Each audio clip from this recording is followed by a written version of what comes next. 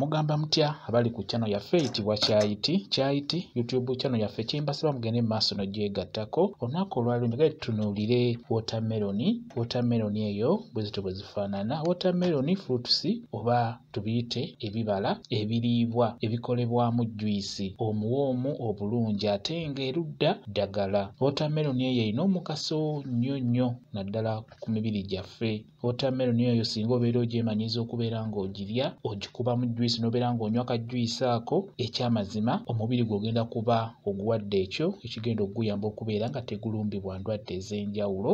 Beera ng'olya ku watermelon. Watermelon eyo nnungi nnyo, buli w'ogirya ekuyambako okubeera ng'ekendeeza ku masavu amangi mu mubiri gwo nekikuleetera okubeera ng'ojja kwesala mpolampola omugejjo. Naddala singa obeera omaze okukola exercise kati ka juice ako k'obeera ogenda okunywako basobola okudda ne bakubira watermelon eyo ne bateekamu ku katangawuuzi katono wamu ne apple ne babikubira wamu juice n'abeera wamu ne babeera nga bamukuwaako ng'ova kukola exercise. Eky'amazima ojja kusala bulungi nnyo omugejjo, ojja kukola kafiga akalungi naddala nga weemanyiizizza okubeera ng'onywa ka juice ka watermelon ng'ogasseemu n'ebyo bye nkubuulidde. Ekirala ye juice gw'osobola okuwa ku mulwadde wa ssukaali n'abeera ng'anywako. Watermelon nnungi nnyo ku mulwadde wa ssukaali, ka juice ako k'olina okunywa watermelon ejja kukolera bulungi nnyo. N'olwekyo gwe wa ssukaali bw'okola ka juice toteekamu ssukaali, nywerawo. Watermelon egenda kuwoomera nnyo ate ng'ofunamu naawe wa puleesa beera nga mugyemanyiiza okubeera nga muzirya oba okolamu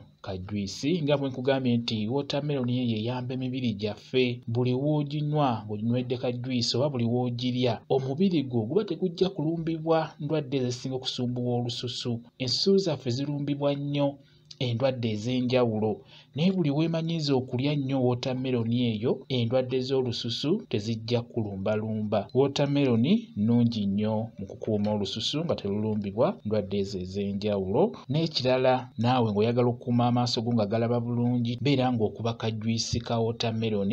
Juice oyo osobola okugattamu nga cucumber n'ogattamu karoti wamu ne watermelon eyo n'obikuba n'obeera ng'onywa ku juice oyo, ajja kuyamba amaaso go gajja kuba galaba bulungi nnyo. N'ekirala watermelon eyo buli w'ogirya oba buli w'oginywa ng'ogikubyemu ka juice eyamba omubiri gwo okufuna amaanyi ago ag'empolampola agatali ga pressure nedda, kwegamba omubiri gwo gubadde gunafuye gujja kufuna amaanyi mpolampola okole emirimu gyo bulungi nnyo. Watermelon nnungi nnyo eyongera amaanyi mu mubiri wamu n'okulongoosa enviiri. Buli w'onywa juice wa watermelon oba n'obeera ng'ogirya ejja kuyamba okulongoosa enviiri zo zibeere nga zirabika bulungi zikule bulungi. Beera nga weemanyiiza watermelon eyo. Ekirala abakyala watermelon eno ejja bayamba nnyo ku nsonga ey'okubeera nga mwongera ku nsulo z'amazzi. Mukitegeera abakyala, ng'obadde oli mufumbo ebibala by'olina okutunuulira watermelon eno nkulu nnyo. Buli w'ogirya kuvaako amazzi ago ageegatta ku nsonga ziri nga bwe muzitegeera. N'olwekyo buli w'olya nnyo watermelon oba n'oginywa ng'ogikubyemu juice tojja kubeera nabukalu. Kati gwe omukyala ng'oli mufumbo by'olina okubeera ng'olyako buli lunaku. Ekisooka buli ku makya kero nyweyo akagiraasi k'amazzi, amazzi ago nga galimu ekibukuumirize. Amazzi malungi nnyo ku gwe omukyala naddala ng'otawanyizibwa ku nsonga eyo ey'amazzi.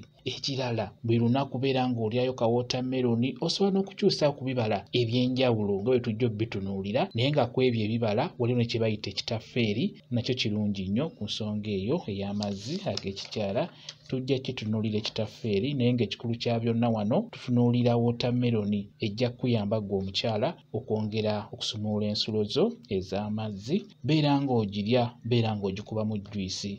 Buli w'ogenda okula, buli w'ogenda okula, ekyamazima ebintu bino tuba tubyetaaga mu mibiri gyaffe. Ekyo nkibabuulira mu abaami mugule ebintu ewaka abantu bammwe babeere nga babakolera juice gwe mugenda okunywa abayambe emibiri. Naye nga ne watermelon eno nkulu nnyo ku sayidi zaffe abaami wamu nammwe abakyala ebayamba nnyo. Mubeere nga mugitunuulira bwe kityo bwe kiri. Kambawe WhatsApp namba yange osobola okumbuuza, nja kwongera okunnyonnyola ku vidiyo eno. WhatsApp namba yange eri 07777 847 34 0 yeyo WhatsApp namba yange. Mwebale kubeera ku channel yaffe eyitibwa Kyayiti YouTube channel yaffe. Kyembasaba mugende mu maaso n'ogyegattako mubeere bulungi. Mweraba, mbaagaliza Easter ennungi.